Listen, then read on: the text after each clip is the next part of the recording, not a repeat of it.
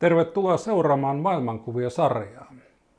Tätä jaksoa teemme Oulussa, missä tapaan shamanitutkijan Francis Choyn. Tämä seuraava keskustelu tullaan käymään englannin kielellä. Hello Francis. Hi, good evening. I introduce you that you are a researcher. You have made your PhD recently. Did I say it right? 2018. 2018. Yeah. So what was the subject of your PhD?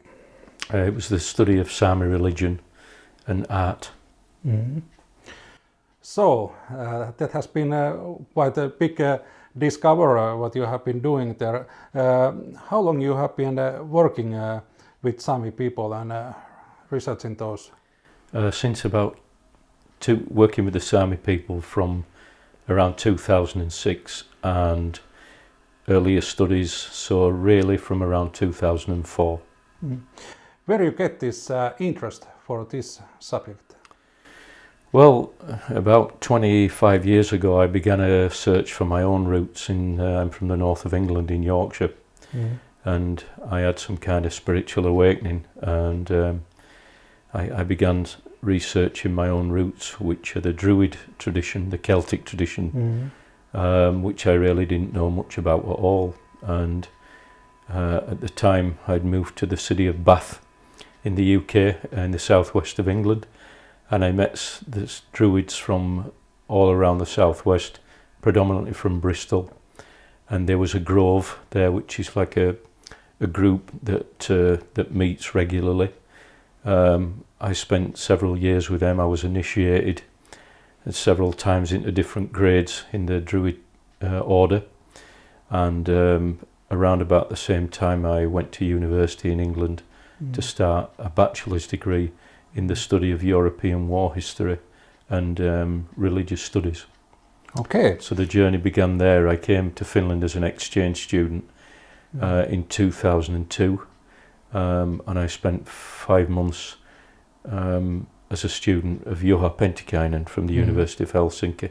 Yes. And of course Pentikainen I met in England. He was teaching at Bath University where I was, and he was teaching about indigenous religions and Arctic civilizations. Predominantly his fieldwork in Siberia with the Nanai and the Hanti-Mansi people, and a set of coincidences happened that I ended up coming to Finland to take courses as an exchange student. So I'd found a book. I've written about this in the doctoral dissertation. I found a book on shamanism, about shamans, in a charity shop in Bath, and I didn't realise, I put it away in my bookcase. It was about 18 months or so later when I realised in Muna Pentikainen's lectures at Bath Spa that the photographs he was showing were from this book that I'd found in the charity shop, and it was a book that he'd put together and edited. So I ended up in Helsinki working on an exhibition with him in 2005 at the University Museum, and those artifacts that were in the book from the Nanai people and the Hanti-Mansi and some of the other indigenous people in Siberia were in the exhibition, including drums and costumes and various other ritual artifacts to do with the altar. And it was quite I wouldn't say it was a coincidence. It was a rite of passage, really. It was something that was scheduled to happen. Yes. Can we have a quick look of your time of your spiritual awakening, what you mentioned? How did it begin? What happened? Well, when I was around 29 years of age, I decided I wanted an alternative way to live. I'm from a long line of soldiers, and my father was a veteran. He was in the commandos in the Second World War. He was in the Normandy invasion, and my mother's father was a driver with the 6th Airborne Division during the Normandy campaign, and he was killed. He's buried out there. And then my father's father was gassed in the First World War and died of his injuries when my father was about 7 years of age. And so predominantly all the men in the family have been in the military, they've been veterans. When my grandmother remarried after the war, it was my mother's father who was killed, she married my grandfather Jack, who was a veteran also. He'd been in the medical corps. So, you know, I'm the first generation of men in over 400 years in Britain that hasn't been conscripted to go and fight a war.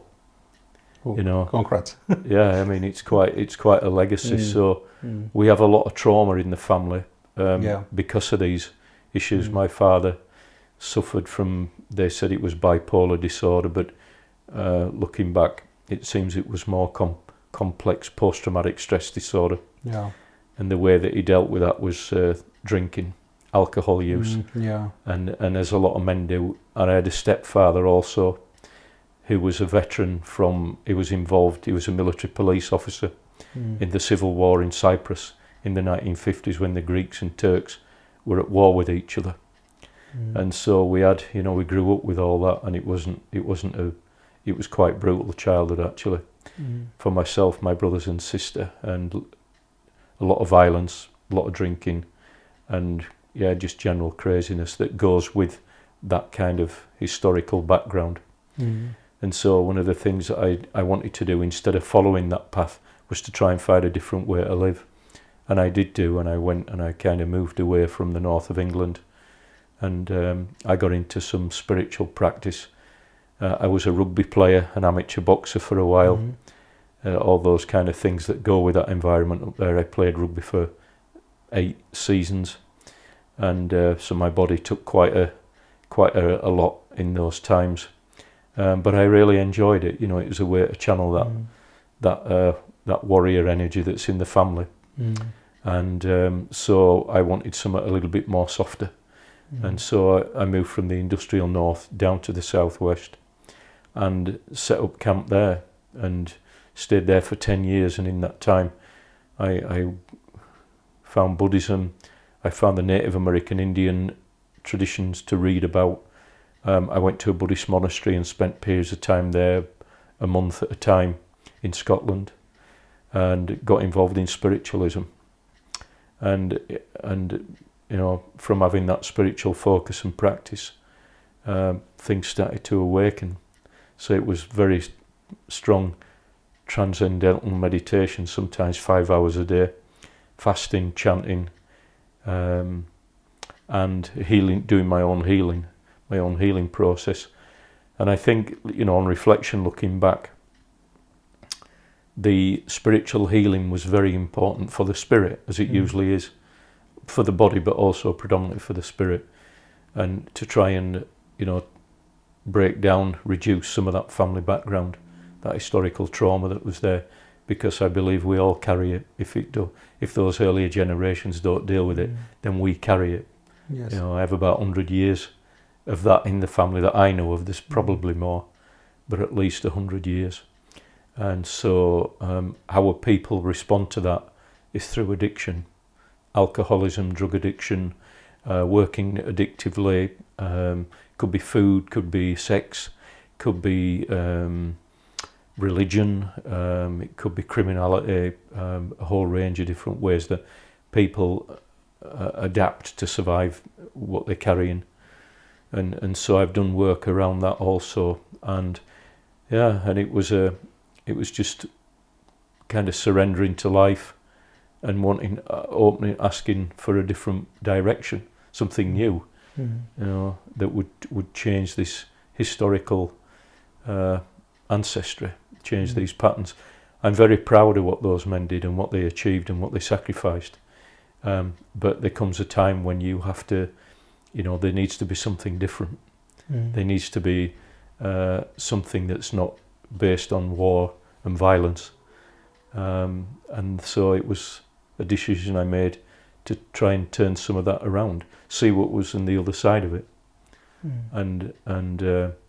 So I was very, very much involved in spiritual practice for about 13 years, and did all kinds of stuff, worked with the Native Americans, sweat lodges,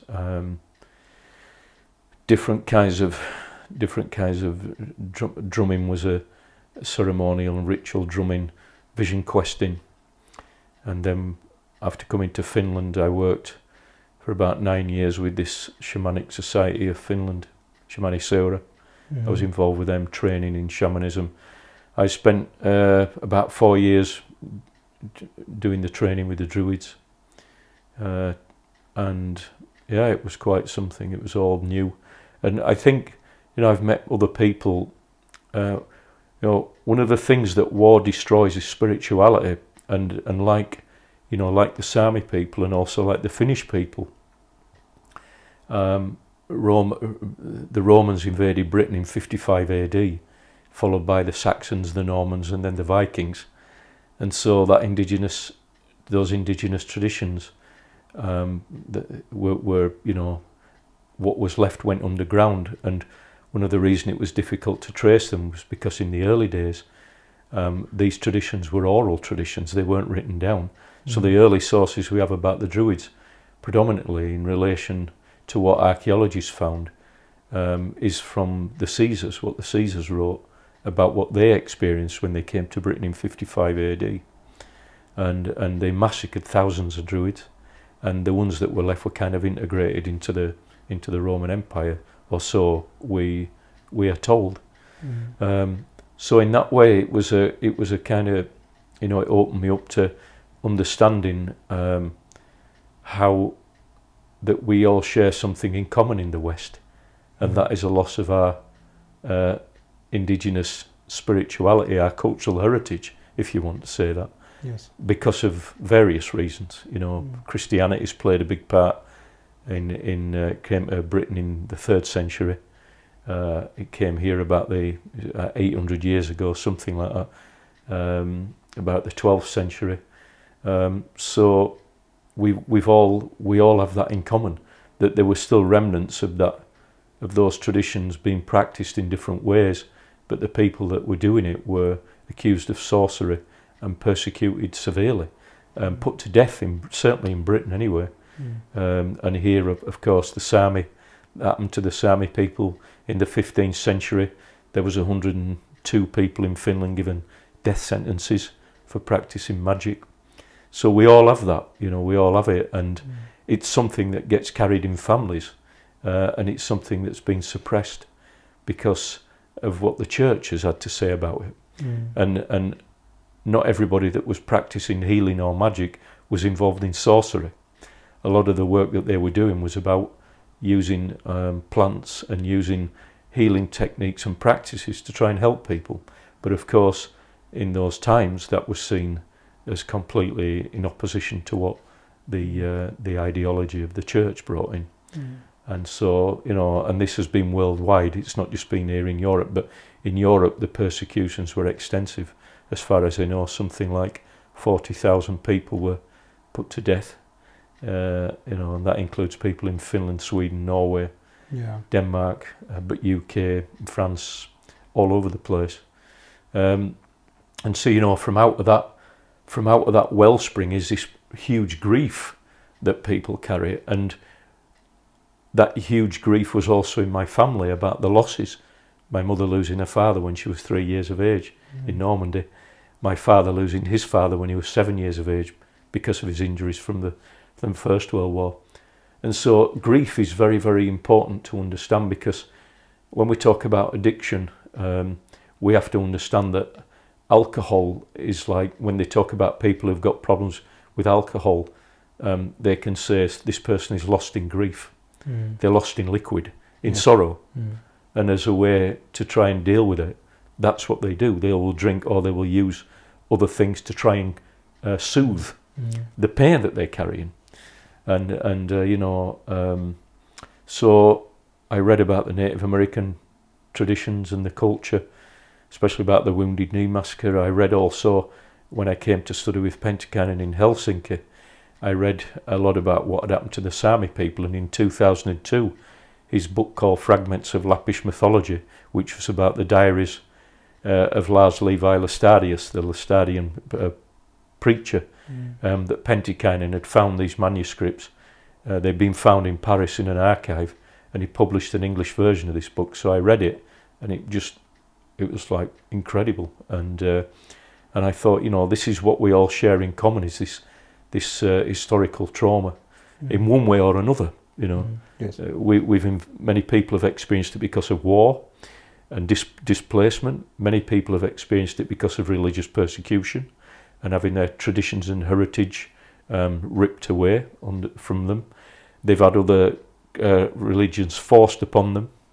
Of course, there's been misfortunes in life where people have died of illness and other things, and so the way that people have had to adapt to survive, to deal with this pain that's there in cultures, in families, in societies, and in countries, and it's the topic of grief, historical grief, is very much talked about in the Native American traditions, but we're only just getting onto it in Europe. That these generational traumas manifest themselves as all kinds of different depressions and phobias and other kinds of diseases that we don't really understand, because they have their origins back somewhere with the ancestors. And so it's very important to understand, which when we talk about healing, it's very important to understand the influence of the historical background. Yes. Absolutely fundamental to understand it in order to understand people, and towards understanding why people are like they are, why families are like they are, and why there's problems and divorces and suicides, is that we can see that grief, if it's not dealt with, can become like a monster, and it can consume everything. So quite often when we talk about depression, what that can be about really is about grief, historical grief, that's never been dealt with, it's never been expressed or transformed into, and so one of the things I do talk about a little bit in the work is that, people that have a lot of that, and cultures that have a lot of that, and especially where there's addictions, you tend to find people that have depressive illnesses and addictions are more bonded to the powers of death than they are the powers of life. And that is what can happen. So it's very easy for people to die with addictions or to take their own lives because of this grief that has consumed them completely, or a combination of both.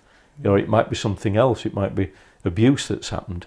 But the idea is that, these powers of the death have been very extensive. Persecution, beheadings, and then wars, and then violence, abuse of different kinds. And you can see how all that lot is kind of mixed in. It's part of the human problem. It's part of our societal problems. But the way that people respond to it is where the work is. Have you found lots of similarities between Druid culture and Sami culture? They both are based on nature of their religion, or is it so? Yeah, I mean, in terms of looking at the world as a sentient being, looking at the planet in that way, absolutely, and also that we have in common the fact that the Druid traditions were destroyed in the same way that the church tried to destroy the Sami traditions, and also that belief in reverence for animals and the trees and the plants. In the Druid tradition, we have a tree mythology.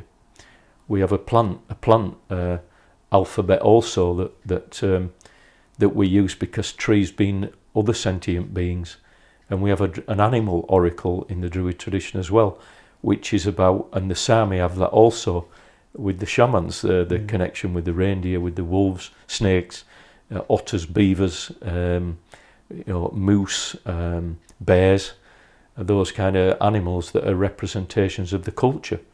So we do have a lot in common in that way. The difference is the Sami are much further north and they speak a different language, and the landscape here is quite different because of the Arctic being so far north. But what we do share is this constellation of the bear over the northern skies, and in the Druid tradition, and a lot later, the constellation of the bear in the British culture is very much associated with King Arthur. Arthurus, which means bear, and that constellation of the bear is very important at the time of the winter solstice for the Druids, and we know that there's those mythological stories here in both the Finnish and the Sami culture about the stories around the bear, which are very much to do with the cultural heritage and also part of that, that oral, those oral narratives that are related to identity. If we're thinking about the religion of Sami people, they have had this, let's say that a higher god, or and also this female god. This, but is there similarities in if we're talking about those divine figures between in the cosmologies? Yeah, absolutely. And the Celts were the guardians of the underworld, like the Sami. The shamans have that connection with the mythical realm of Saiva, which is under the earth, and the same with the Celts and the Druids also. And then we have the seasonal festivals, which are governed by the gods of the sky. At the beginning of August, we've just had the summer solstice, which is reverence to the sun as a masculine deity, as it's this time of the year is about the time of the masculine element. And then when it comes to Lunasa, which is the festival at the 1st of August, we have a union between the goddess of the earth and the sun god Lu, who's an Irish deity, and their union, which is as a celebration of the harvest that's been ripened. So we do, and in the Sami tradition, of course, they have between 2 to 5 different levels, in sometimes maybe even more. But that those powers in the universe are personified through these figures, like they are on the drums. And in the Druid tradition, they're personified in the land, as they are in the Sami with the sacrificial, the Seta place, Seta places that we know that there's rivers, there's like Pakasaivo up there in Muonio, and then there's these other sacrificial places right across Scandinavia where these are associated with these deities, and both male and female, from the Sami traditions. So the River Thames is associated with the goddess Britannia in Britain.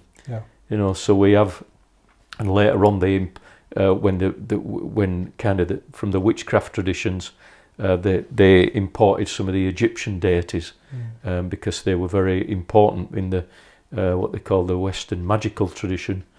But yeah, they do. There's many associations. You have the god of hunting, Leobamai, in the Sami tradition, and then you have Hern the hunter, who's the god, lord of the animals in the Druid tradition, in the Celtic traditions. So, and also some influences from Greek mythology, Pan, which again is another masculine deity. So there are, these deities are very important. They play they remind us about our connections with the natural world and how those supernatural powers are present. And one of the ways that the church changed all that was that they wouldn't accept that there could be these divinities within nature.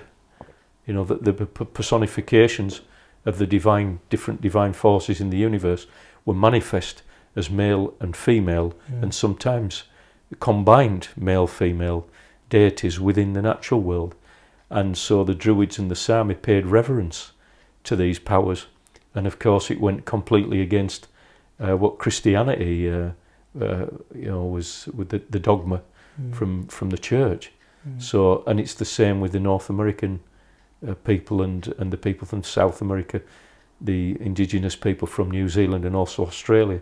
They have a very rich heritage, but this collision with Christianity has had it's been quite terrible, especially here. Have you found investigating Sami culture in present day difficult? Because when you're talking about local Sami people, I get the impression that they actually doesn't know so much mythology anymore from their culture. Did you get similar impression? It depends who you talk to. That there are people there who are knowledge holders, the male and the female shamans, the noids in Sami society, who do know quite a bit. And again, you know, what you see amongst the Sami is that, you know, because of the customs and taboos surrounding their traditions, they're not readily open to talking to people from outside the culture. So it's a process of you know, trying to communicate, or if they want to contact me and say, you know, I've got something I want to talk about, if you'd like to do an interview, it's like, great, you know, let's do it. But always to have that respect in mind, you know, of how the information is gathered and how it's used, because again, one of the reasons why the Sami don't want to talk about their spiritual traditions is because that information has been taken by people from the outside and misused to misrepresent them, and also people have got a lot of money from it and they've got nothing back. So, you know, the way that the research works, the ethics that guide the research are about that if somebody shares that information with me and I write it up as a paper and it gets published, when it's published it's then sent to the Sami archives in Inari, and also to the people that have been the research participants. And of course, you know, there are people that, because of the conflict within Sami culture regarding the families that are Christianized, that are following the Christian faith, you know, some of the other family members that might be following the old ways may not want to disclose that because it can cause conflict within the family. See, so it's a very, very delicate and sensitive issue. It seems to be. You know, and it's like a lot of people don't thoroughly understand that. You know, the amount of emails and messages I've had from, can you give me the contact information of a Sami shaman? Can you tell me somebody? And it's like, you can't just do that. You know, there's it's unless they're willing to openly want to discuss who they are and say that. Otherwise, the respect is part of, and it's a part of being anonymous. That those people keep them anonymous because if they've shared something sacred, then it's important to keep that to yourself. You know, it seems that when we're talking about Sami people, there is at least 5 tribes, like a Koltaan, Metsään, Tunturi Sami people. It's different tribes, and somehow they have that kind of idea that some families are better than others, and there is some kind of a conflict going on. Well, I mean, if you look at, you know, we could say again that the Sami people are displaced people, and they have been, you know, not everybody, but you know, I think the case in Finland is certainly much worse than anywhere else, given the fact that the Germans burnt the whole of Lapland in the Second World War. Yeah. So this massive loss of culture. I mean, you know, everything historical was just torched. It was burned. Yes. So the people have had to try and pick up on what's left and make the best of it.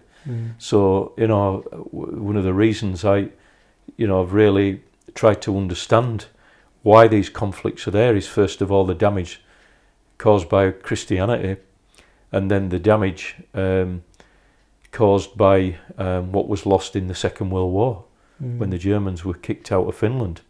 A lot of people forget about that. They don't think about that. 100,000 buildings burned, reindeers killed, you know, and they took the Germans took what they wanted, and I mean, what a conflict. Russian Sami and Finnish Sami fighting against each other, you know, up there in the north. That's often not talked about, but it needs to be understood. You know, that they've come from and been less than 10,000 people. You know, so I mean, how they've survived is really remarkable when you think about it. Against the odds of what's happened. I mean, it's like, and that was one of the things where I really felt that, you know, if the potential to try and use my skills to somehow try and bring these gaps in the culture and these bits and pieces that are left and bring them and put them together to try and make something that would make sense. And by talking, like the other narratives that you hear is, no, the Sami religion is finished, the shamanism doesn't exist in Lapland anymore. I've heard priests talking like that in Inari, telling the people that the Sami shamanism doesn't exist anymore. And it's not the case. That's not true. So, well, I hope so. Yeah, but the thing is that what's left has to be nurtured. It has to be cherished and supported, so it survives. Because in those traditions, there's languages, and the struggle that the Sami people are having to preserve their languages. So there's symbols on those drums from 400 years ago that are embedded in the Sami language that's disappearing, and special names on on the landscape, etc., that have these names that are thousands of years old. I mean, really remarkable. So people don't really understand that, and why that it's important to maintain and protect what's left of that heritage. That this is very much tied in with identity and traditions, oral traditions particularly, that people just don't understand. And so when there's an opportunity to talk about these things, it's important to highlight that, I'm not speaking as on behalf of the Sami, but speaking from what I've come to realise in myself. And there are many conflicts. There are people that don't like the fact that I'm from England doing research into Sami culture and traditions, and then you've got people that are quite open and want to talk about it. So I think that's life in general. Is that there's the good and bad, positive and negative. But certainly, when we look at the important role and function that cultural heritage plays as a way of, when you look at the destruction of the culture and you see what's left, you can understand how unique it is and why the Sami people need support and help from outside, because they are a small society inside a big society. How they need that help and support, because what is left is totally unique, in my own personal opinion. Yes. Totally unique. And why the language needs support in what's left of the pre-Christian religion needs to be protected and supported for those that still have the knowledge, that they should be free from persecution, that they shouldn't be put down and shamed and made to feel bad. They should be free. In Finland, there is a Freedom of Religion Act, which is part of the constitution here. But you start talking about the Sami pre-Christian religion, and it's like, they come at you from all directions, try and shut you down. Yeah. It's like, shut it, we don't talk it. That doesn't exist anymore. We can appropriate. The idea is if the culture doesn't exist, it can be appropriated into tourism or into whatever, into wherever it can be just used by anybody. And so the less information that they have, the more justification they have for misusing it. This is how it goes, and these are things that I've seen and discovered as a researcher, and things that I've written extensively about, knowing that there's only this minority. They are an ethnic minority, and what's left is, once that is gone, it's gone forever. It's and because of globalization and the way that the world is changing rapidly, there's an urgent emergency that to protect and save what is left for the future generations. Let me give you an example of these drums. Please. Yeah, the drums that belong. There's approximately 70 drums, the majority being from the Swedish side of Sami land. There's 2 from Norway and 2 from what's left, what we know from Finland.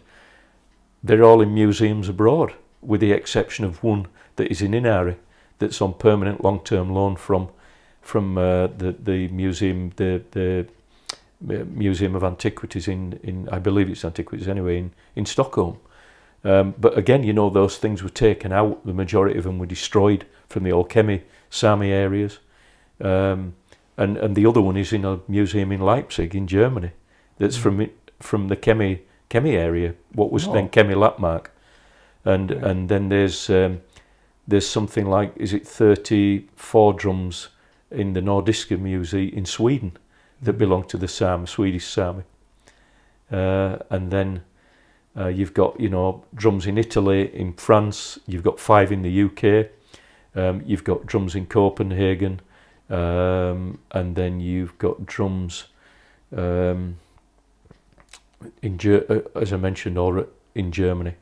So, that's a good example of what would happen if those were returned. And what a difference that would make.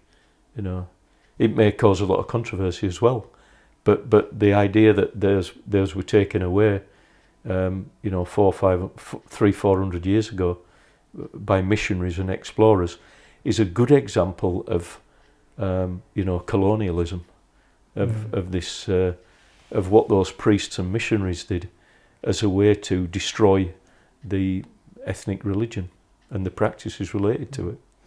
Is there left in Finland those original shaman drums? There's two Just from two? the Finnish side Wow. that are known. Yeah, That's and the one is at the Cedar Museum in Inari. As I say, the other is at the Grasse Museum in Leipzig in Germany.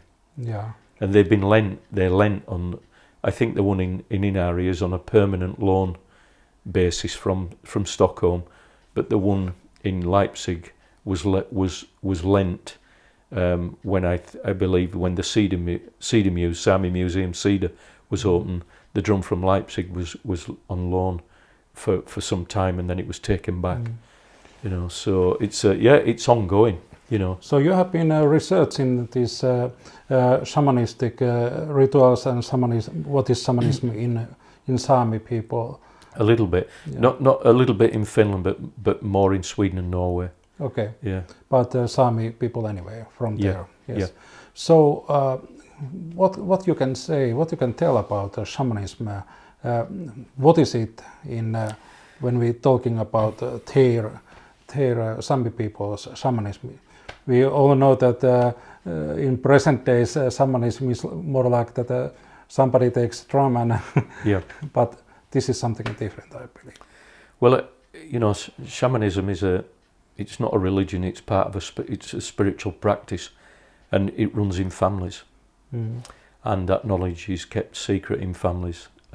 So it's a very personal, very secretive matter. What we've found out now is that in 2012, the governor of the municipality of Tromsø in northern Norway gave the Sami shamans the same permission, the same rights to conduct ceremonies and to undertake healing work that a priest from the Christian society would have. And one of the things that's done is that it's helped the Sami community in Norway to open up and to be more visible, because to practice anything like shamanism out in the open was could have severe consequences in terms of persecution. So I for 3 years I attended the Sami Shaman Festival of Isogeyse, which is in Lavangen there in the Troms municipality, and watched the Sami there drum making and doing healing work and rituals and performing in different ways, and it was really amazing to see people yoiking, because the yoik again was something that was banned, was outlawed all over. There's still stigma about it.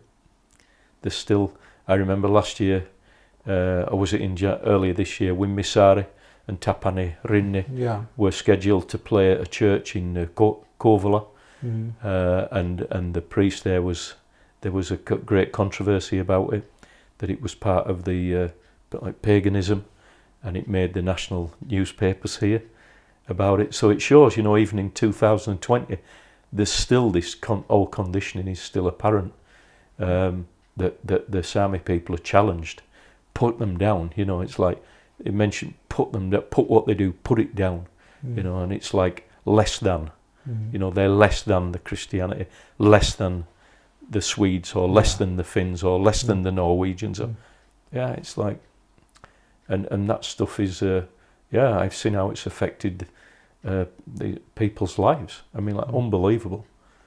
Suicide, alcoholism, you know, other problems. And that's what happens when you lose your identity.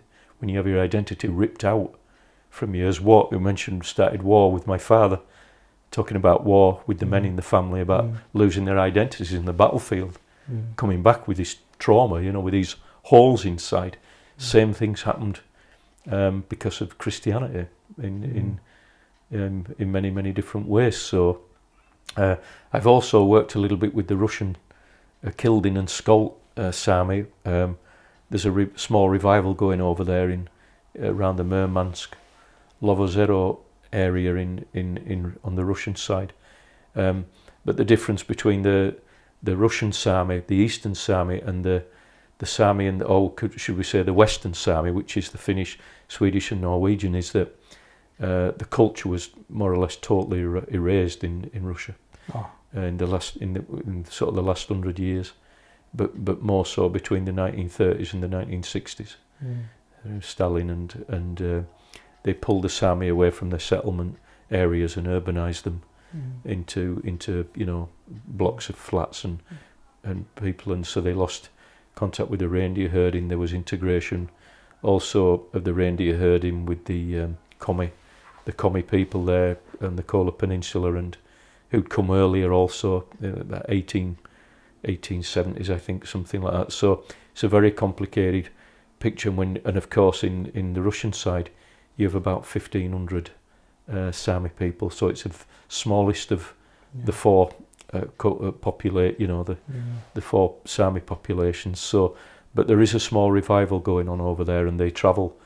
The shamans I've met have travelled from there in the Murmansk area to Norway to be connected with the Norwegian and Swedish Sami and the Finnish Sami that travel, and it's been really amazing thing to see. They share knowledge and information with each other as a way of empowering each other and you know, and building those bridges between the cultures again, between the people. I have been interviewing two different Sami people. One was their healer. They was giving some kind of energetic healings for the Sami people. Another one was who was actually yesterday making those drums. Okay. Those shamanistic drums, and both of them has been giving that impression that they won't talk much about that issue. That it's so it's so sensitive topic.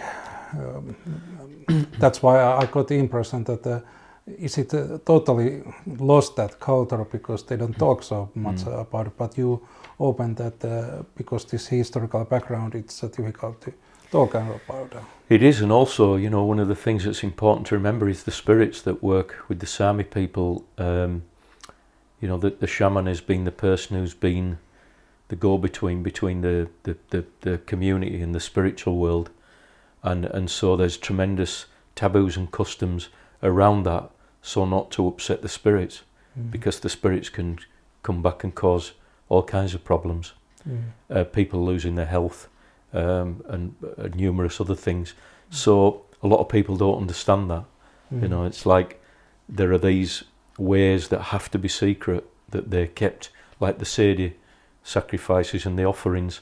Most families, a lot of families take part in that. That is something very, very personal and very secretive, that is only for them, because if a Sedi is protecting the health and well-being of a family, and they break those taboos and customs, then it may bring misfortune. You know, so this is something that quite often people just don't. It's not even any within their comprehension that these issues may exist, but they do exist. Yeah. So we have to look at that, and this is, you know, when those priests went against the Sami, this is this idea that they would have this contact with spirits from the other different realms within the world and within nature, was totally against. So they tried to, destroy everything. Yeah. And that's one of the big problems today that we see. If I can just come forward a little bit with climate change. I mean, look at where we are. There's this idea that these spirits are evil and you have to do, and look at what the damage that human beings have done are doing to this world. And the Sami people, like other indigenous people, their whole emphasis on life, even when they've had to exploit nature to take natural resources, was to maintain that balance and that respect. What you take, you give back, and you only take what you need. You don't take it for huge profits, like what's happening with this Western industrialised mentality that's bringing terrible misfortune to the whole world. So that's another aspect of looking at that those the way that the elders have taught the Sami people was that there is this respect and care for the natural world, for the elements, and that ignorance that exists in the world today is the byproduct of where we have, this Mother Nature with the fever, with the warming of the climate, with the temperature change, that's extreme hot and extreme cold. It's like when you or me get sick and we have a fever, we have a flu. It's the body's saying something's wrong.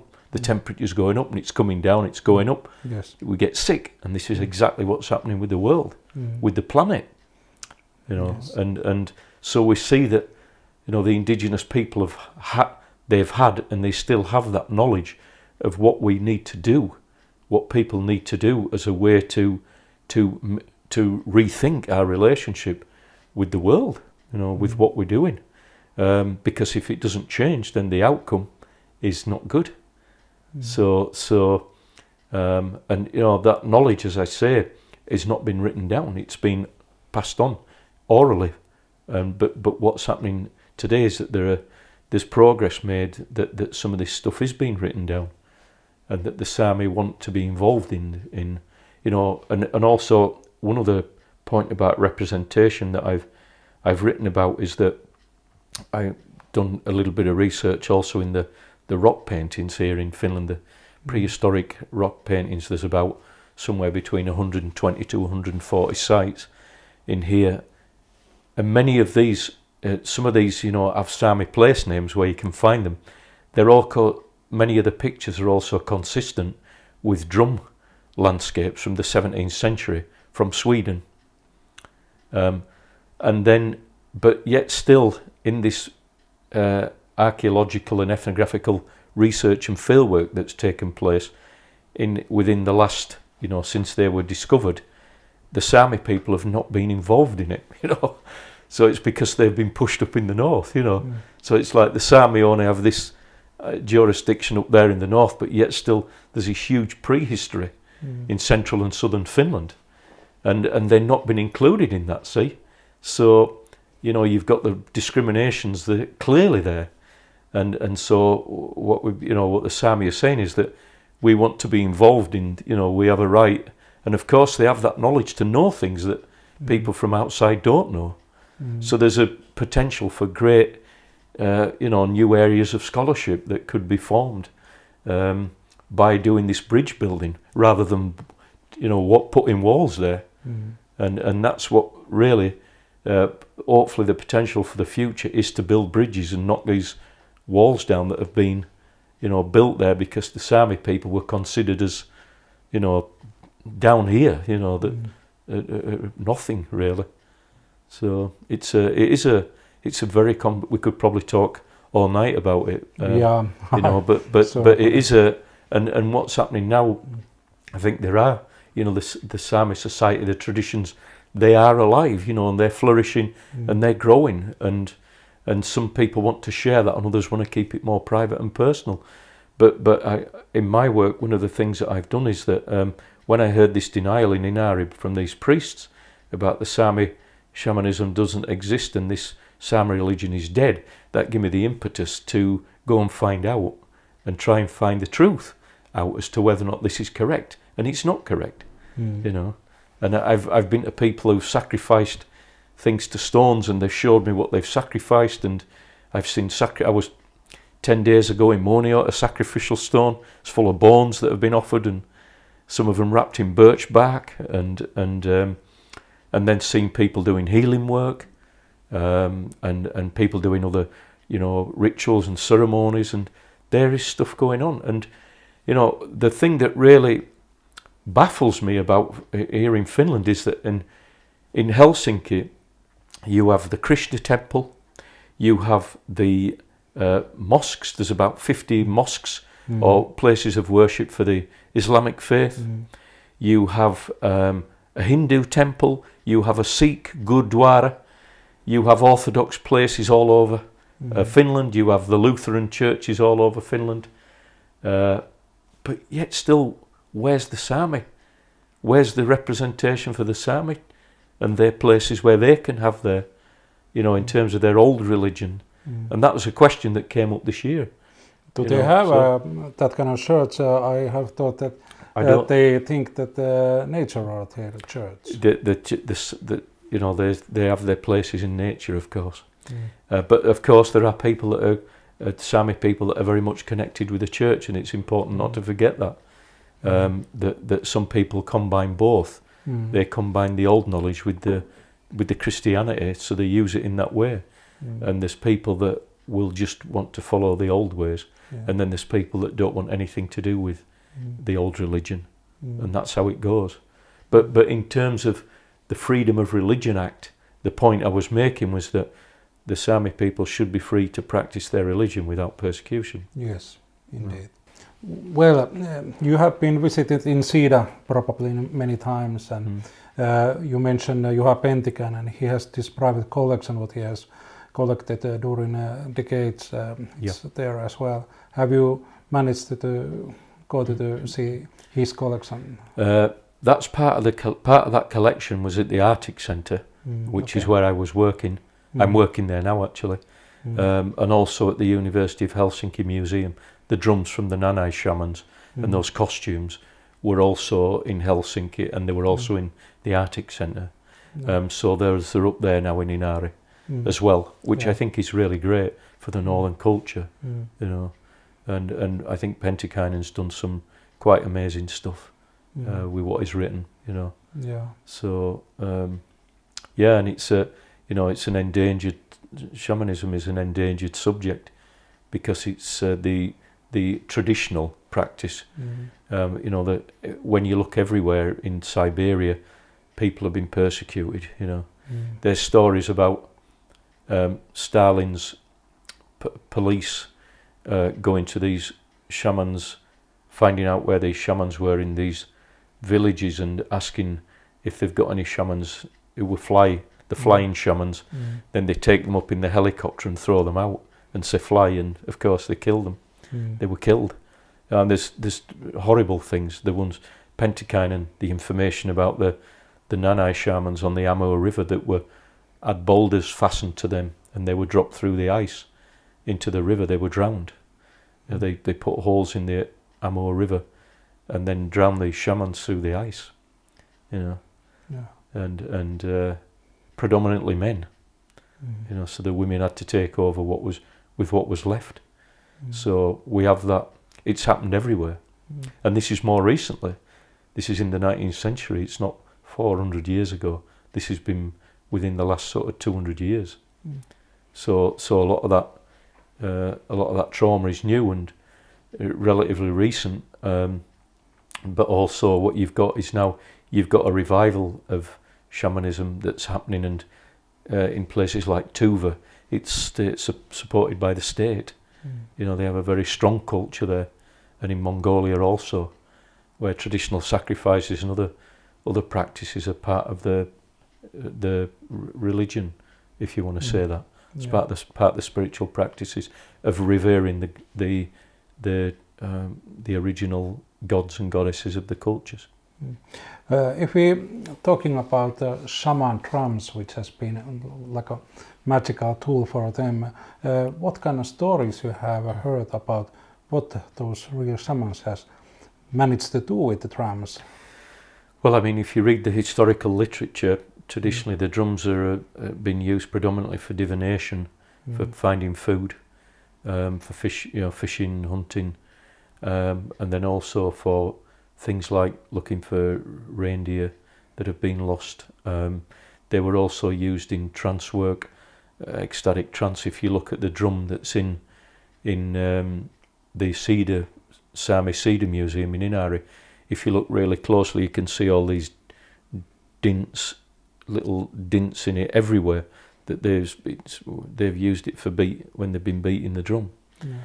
So of course the drummers had different functions depending on what was needed, and there's been smaller ones for travelling when they're with the reindeer, but the bigger ones, as far as I know from what's been written in like the works of Shefferus, the drums in the Finnish side were enormous. They were too big to be moved, so they burnt them where they were.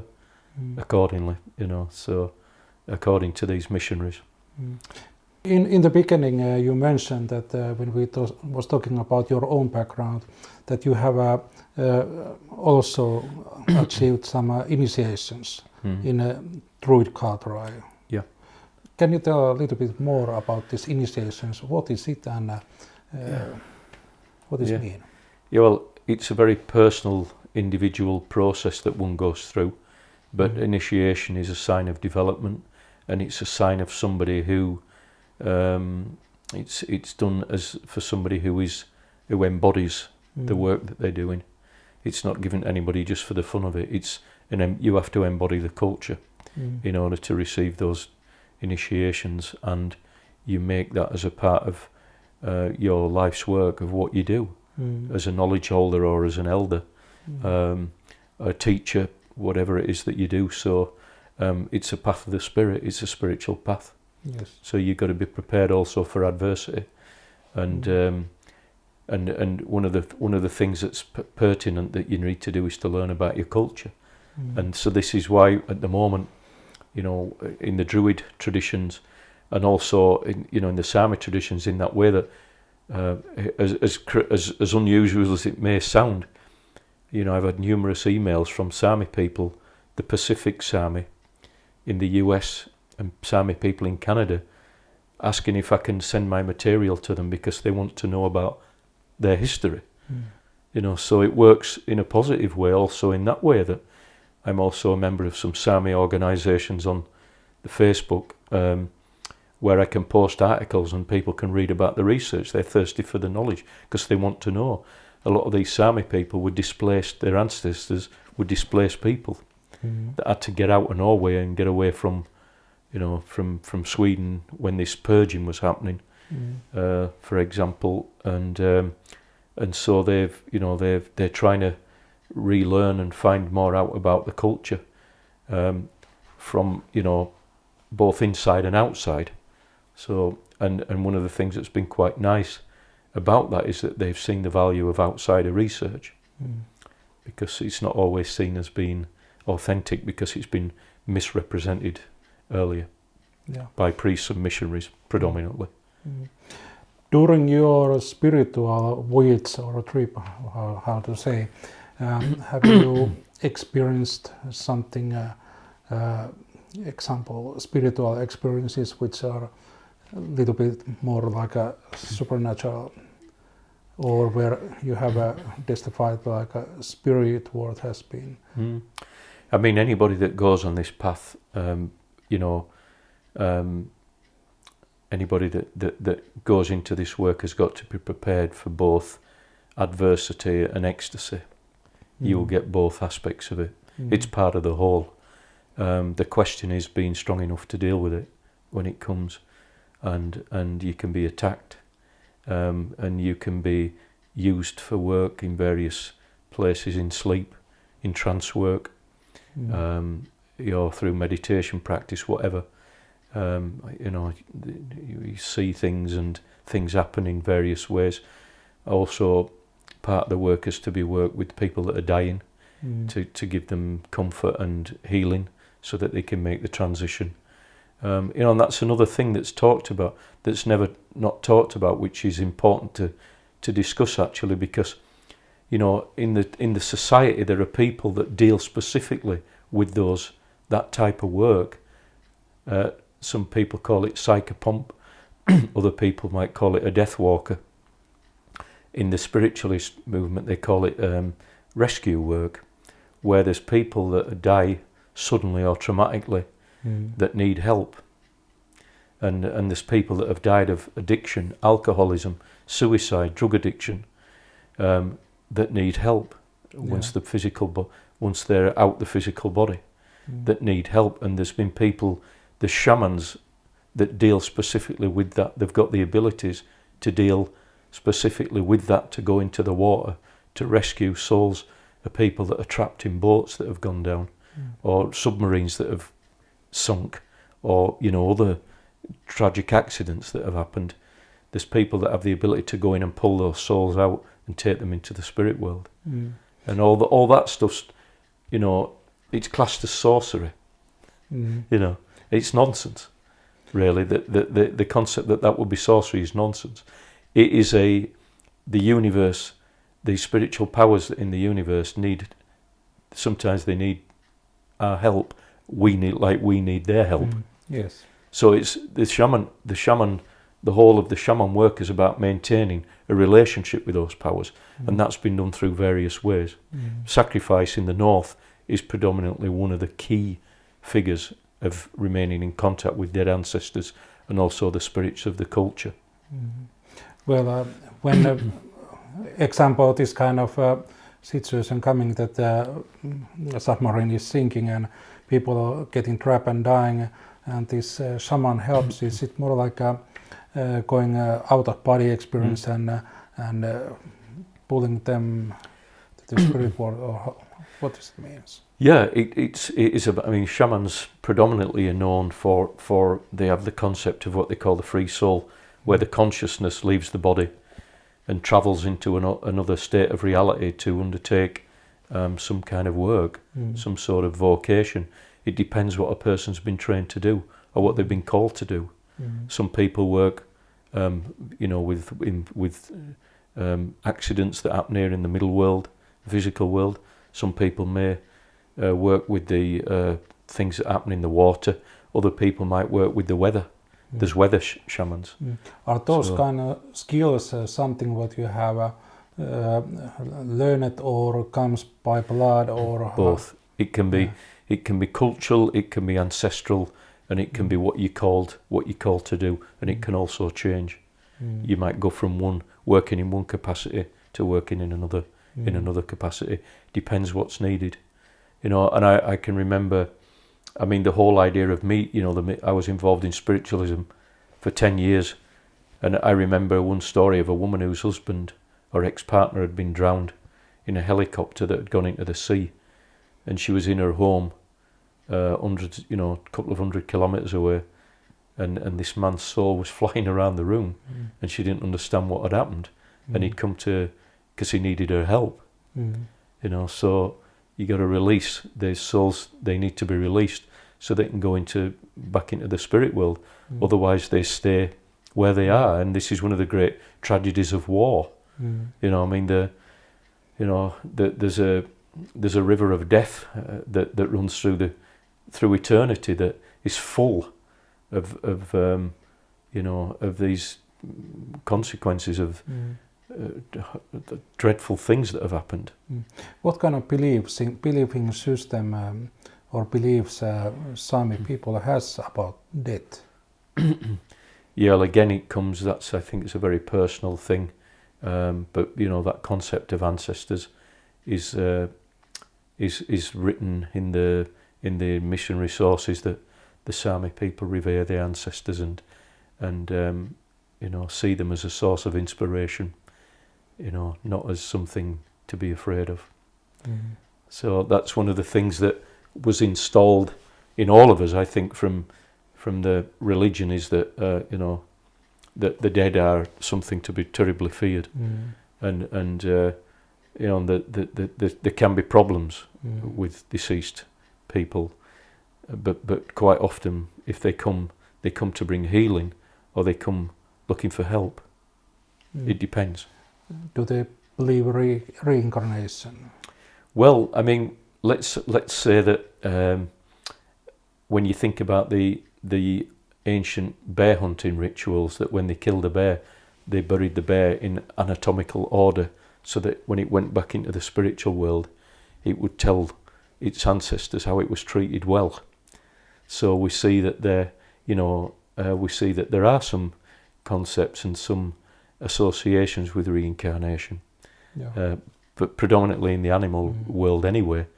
But and also when you think about, I would say more life after death than, I can't speak much about reincarnation in relation to the Sami, but when you look at the shamans' graves that have been excavated, which is another horrible practice that's taken place, you can see that the shamans were often buried with the drums and with the ritual tools that they would need for in the afterlife, in order to continue doing the work.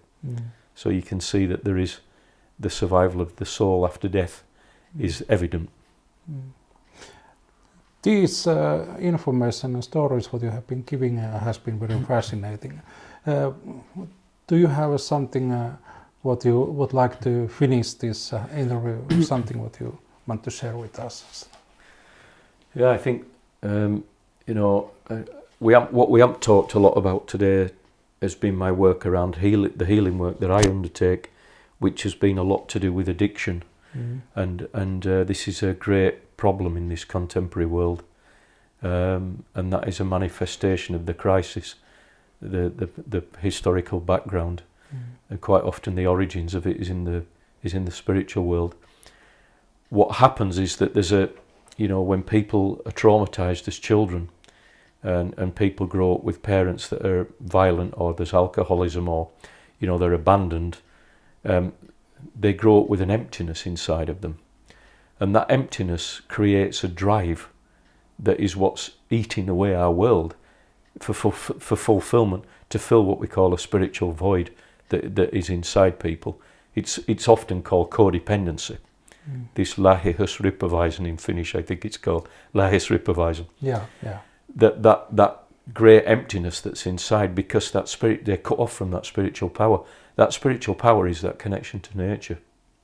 And so in my work I've been in Norway actually at a shaman Sami festival there, doing a lecture about this, about the great sense of shame that is people feel inside, because that core inside of them has been exposed to trauma, and so people try and fill that hole and medicate that pain with addictions, and that can also include addictions to money and wealth and power and everything else that's going on in the world. And this is what we see, this mining, particularly these extractive industries, about becoming wealthy, is causing such a destruction to our world, And what I will say is that the mining situation in Finland, of course, it's a very controversial subject, especially in Lapland. There's proposals to open new mines, one now somewhere in Akaslompalo, that they're looking at, a big one. I think it's a nickel mine, and other types of minerals. There's the idea of, well, it'll create jobs, but let's have a look at the Talvivaara example of it created jobs, but let's have a look at the destruction that it's done. And the other thing for me about Lapland is that, in that terrible war with Russia, those two wars, and that conflict with the Germans, those soldiers fought and died for the land, to protect it, to preserve it, to save it for the future generations. And you've got a situation where you've got these mining companies coming in from other countries and taking all that mineral wealth out, and that land belongs to the people. Yes. Belongs to the people. I think it's a great tragedy that is, it's not seen it's seen in terms of its economic worth. That is all. It's a great tragedy. That these huge, irreversible damage is ongoing. Unfortunately, and that what those soldiers fought and died for, I mean, massive sacrifices. And this is where we are, and it's like, I see that in one way as a great tragedy, that these, what they sacrificed, their memory, is where we are today, is in modern society. And the earth has a soul, like we have a soul. It has a spirit, like we have a spirit. And that spirit, that soul, is losing its power because of what people are doing to it. This is why Mother Nature has a temperature, it has a fever, as a manifestation of what human beings are doing. And if Mother Earth gets really sick and dies, then it's finito. There'll be nothing left, So we all have a responsibility. One of the things that, sadly, in education, they don't teach people about their responsibilities towards nature. It's something else. If people want to make a change in the world, then that's where it's got to start happening, is in education. That in those national curriculums, there should be teachings about our responsibilities towards nature, not just in terms of how much money we can get from selling timber, or how much money we can get from water, or how much money we can get from mining. There's much, much more to life than that. Yes, there is. Thank you from very wise words, Francis. Thank you. Joy. Thanks a lot.